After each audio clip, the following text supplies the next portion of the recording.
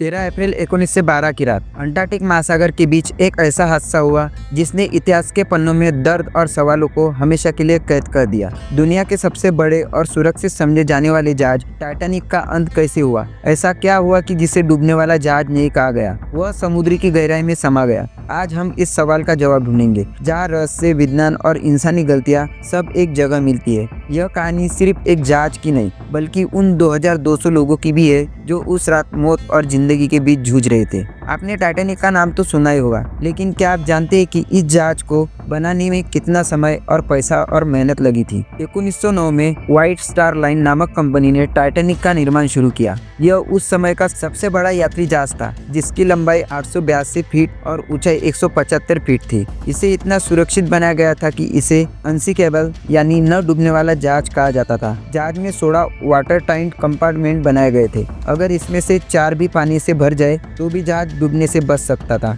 लेकिन क्या आप जानते हैं कि यही आत्मविश्वास टाइटैनिक की सबसे बड़ी कमजोरी बन गई थी? अब आप सोच रहे होंगे कि ऐसा क्या खास था इस जहाज में जो अनसिंकेबल कहा गया। इसका जवाब है तकनीक और डिजाइन। ये एक ऐसा तकनीक थी जो जहाज को डूबने से बचा सकती थी। अगर जहाज के निचले हिस्से में पानी भर भी जाए तो ये पूरे जहाज में नहीं फैलता। जहाज पर स्विमिंग पूल, जिम, ग्रैंड सीढ़ियां और दुनिया की सबसे लग्जरी सुविधाएं थी। यह जहाज अमीरों और समाज की उच्च वर्ग के लिए सपनों का सफर था। लेकिन जब इंसानी गलतियां और प्रकृति की ताकत टकराई तो इस तकनीक ने भी हार मान ली। 14 अप्रैल 1912 रात के 11:40 सब कुछ सामान्य लग रहा था। यात्री डिनर कर रहे थे, डांस फ्लोर और म्यूजिक बज रहा था और कुछ लोग अपने कैबिन्स में आराम कर रहे थे। लेकिन तभी जहाज के क्रू को एक चेतावनी मिली। सामने बर्फ का एक विशाल आइसबर्ग था। जहाज के कप्तान एडवर्ड स्मिथ ने तुरंत जहाज को मोड़ने का आदेश दिया, लेकिन आइसबर्ग इतना नजदीक था कि जहाज को मोड़ने में देर हो चुकी थी। टाइटैनिक आइसबर्ग से टकरा चुका था।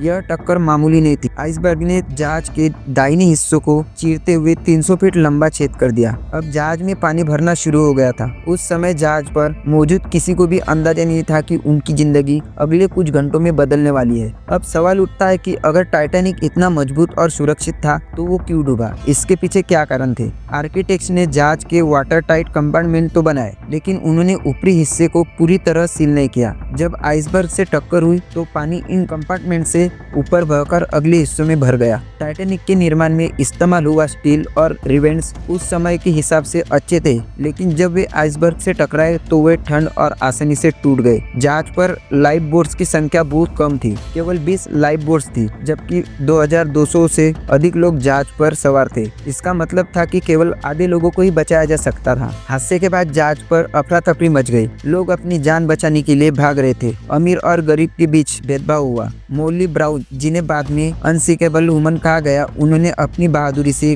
कई लोगों की जान बचाई। कई लाइफ बोट्स में क्षमता से कम लोग थे। इनमें से कुछ लाइफ बोट्स खाली थी। यह एक और कारण था कि इतने लोग मारे गए। 2200 लोगों में से केवल 700 लोग बच पाए, बाकी सभी समुद्र की ठंड में डूब गए। टाइटैनिक की यह दुखद घटना हमें कई सबक सिखाती है। आज जहाजों की सुरक्षा को लेकर सख्त नियम बनाए गए। आधुनिक जहाज में रडार और सैटेलाइट तकनीक का इस्तेमाल होता है ताकि किसी भी हादसों से बचा जा सके। टाइटैनिक का डूबना सिर्फ एक हादसा नहीं, बल्कि मानव इतिहास का ऐसा अध्याय है जिसने हमें दिखाया कि प्रकृति के आगे इंसान, तकनीक और घमंड कुछ भी नहीं है। लेकिन इस हादसे से हमने जो सीखा वह आने वाले समय के लिए बेहद महत्वपूर्ण है। तो अगली बार जब आप समुद्र के किसी जहाज पर सवार हो तो टाइटैनिक की कहानी को जरूर याद रखें। क्या आपको लगता है कि आज के समय में भी टाइटैनिक जैसा हादसा हो सकता है? हमें कमेंट्स में बताएं। और अगर आपको यह वीडियो पसंद आया हो तो लाइक करें, शेयर करें और चैनल को सब्सक्राइब करना ना भूलें। अगली बार फिर मिलेंगे एक और नई कहानी के साथ। तब तक के लिए धन्यवाद।